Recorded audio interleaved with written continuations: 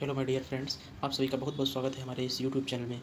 और आज से हम इस पुस्तक जो आप देख रहे हैं 4100 प्लस सिलेक्टेड क्वेश्चन, जो कि रेलवे के बहुत ही जाने माने फेमस टीचर मानी एस के झा के द्वारा लिखी गई है।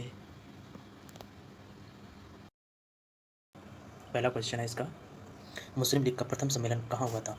तो मैं आप सबको बता दूं कि मुस्लिम लीग की स्थापना 1906 में सलीमुल्लाह और आगा खां के द्वारा ढाका में की गई थी। ढाका बांग्लादेश की राजधानी है और इसका प्रथम जो अधिवेशन था वो हुआ था अमृतसर में। और इसी अधिवेशन में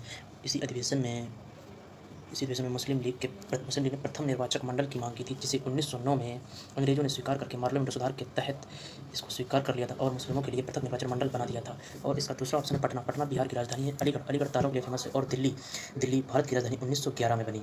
दिल्ली का पूर्व नाम दिल्ली का था। इसका देखते हैं अगला क्वेश्चन। जैन साहित्य को कहा जाता है जैन साहित्य को आगम कहा जाता है। और इसका जो पहला ऑप्शन है मनु स्मृति महाराजा मनु द्वारा रचित कानून की पहली पुस्तक थी। इसे विश्व की पहली कानून की पुस्तक कहा जाता है। जातक कथाएं जो हैं वो त्रिपिटक के खुद्द निकाय के 10वें भाग में हैं। जो कि बौद्ध धर्म से संबंधित हैं। उसके बाद तीसरा क्वेश्चन है गौतम बुद्ध के बारे में मैं आप सबको बता दूं। गौतम बुद्ध का जन्म स्थान है गौतम बुद्ध का जन्म हुआ था लुम्बिनी में। गौतम बुद्ध का जन्म हुआ था लुम्बिनी में। और गौतम बुद्ध का जो जन्म है वो लुम्बिनी में हुआ था।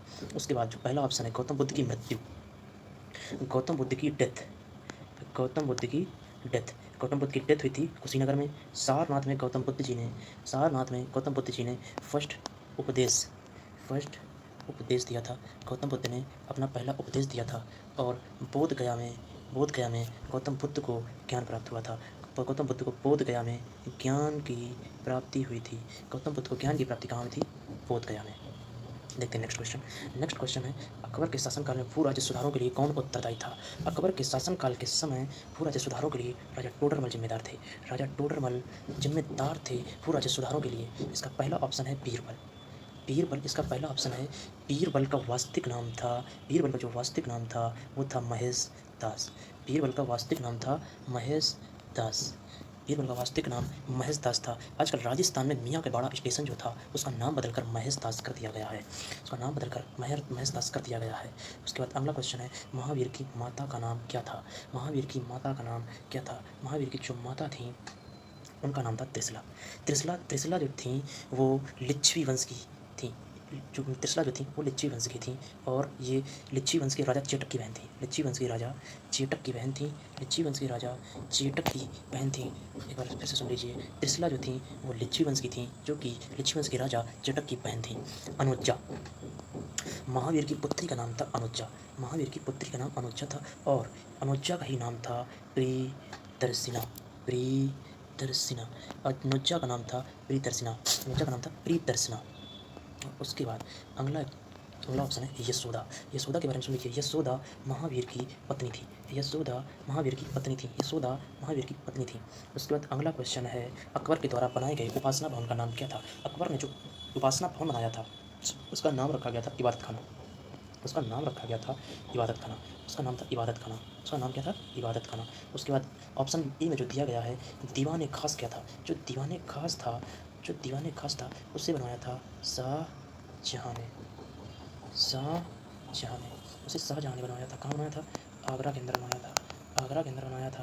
शाहजहाँ ने दीवान खास बनवाया था आगरा के अंदर।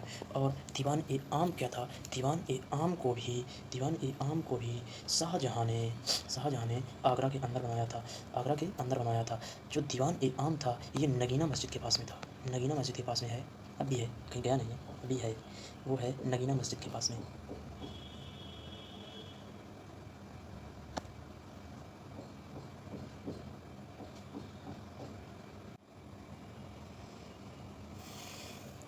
अकबर के द्वारा जो उपासना भवन बनाया गया था उसका नाम इबादत खाना था। उसका क्या नाम था? इबादत खाना। दीवान ए खास आगरा में है।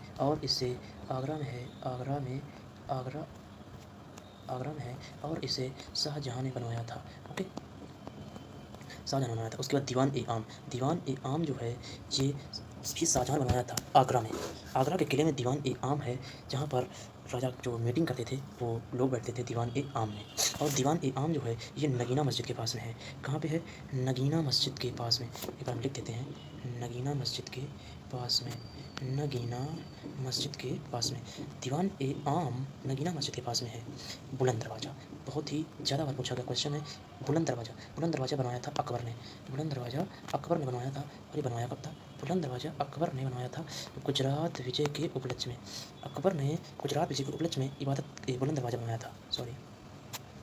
इसके बाद नेक्स्ट क्वेश्चन देखते हैं। नेक्स्ट क्वेश्चन है, कवि कालिदास किसके राजकवि थे? कवि कालिदास चंद्रगुप्त विक्रमादित्य के राजकवि थे। कवि कालिदास चंद्रगुप्त विक्रमादित्य के राजकवि थे। और समुद्रगुप्त जो हैं इन्हें भारत का नेपोलियन कहा जाता है। हर्षवर्धन वर्धन वंश के राजा थे। इन्होंने कन्नौज से शासन किया। इनकी पहले जो राजधानी थी वो थानेश्वर हरियाणा थी। इनके पिताजी के समय में इनकी राजधानी थानेश्वर हरियाणा थी।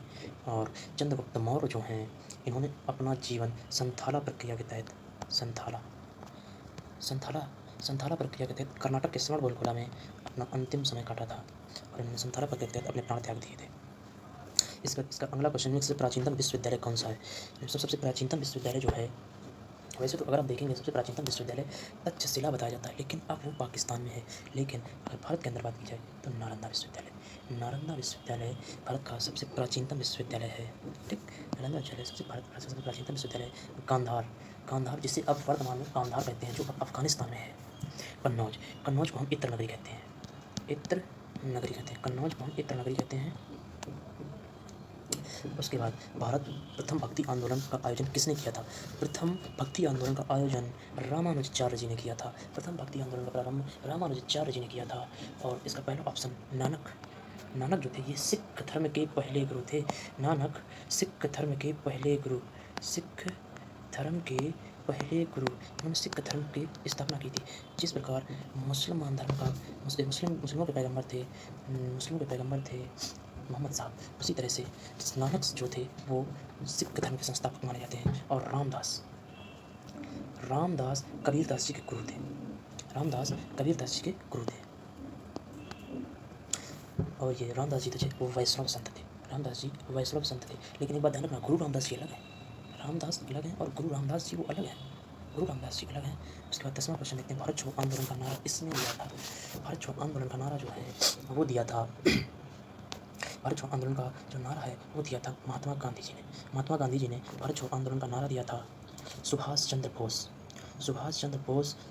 ने कहा था तुम मुझे खून दो मैं तुम्हें आज़ादी दूंगा। सुभाष चंद्र बोस ने कहा था तुम मुझे खून दो मैं तुम्हें आज़ादी दूंगा। ये क्यों कहा था? ये कहा था अपने सैनिकों में जोश भरने के लिए उन्होंने कहा था कि तुम मुझे खून दो मैं तुम्हें आज़ादी दूंगा। पंडित जवाहरलाल नेहरू का जो नारा था उन्होंने कहा था who lives if India dies. Pandit Jawaharlal Nehru ji ने कहा था कि who lives if India dies.